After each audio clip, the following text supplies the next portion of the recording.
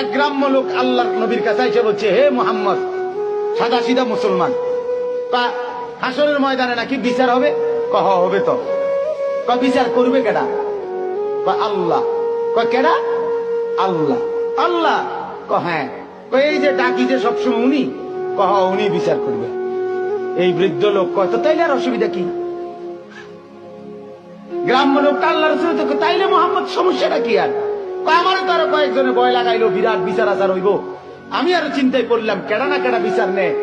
এখন শুনছি যেহেতু আল্লাহ বিচার করে, উনারে তো আমি চিনি, আমি তো 5 ওয়াক্ত উনারেই চিনি, আমি রুকুতে উনাকেই চিনি, সেজদা করতে উনাকেই চিনি, আল্লাহু আকবার বলতে উনাকেই চিনি, আলহামদুলিল্লাহ পড়তে উনাকেই তো চিনি, সুবহানা রাব্বিয়াল আযীম বলতে উনাকেই তো চিনি, সুবহানা রাব্বিয়াল আলা বলে উনাকেই তো চিনি, প্রতিদিন সেজদা করে উনাকেই তো চিনি।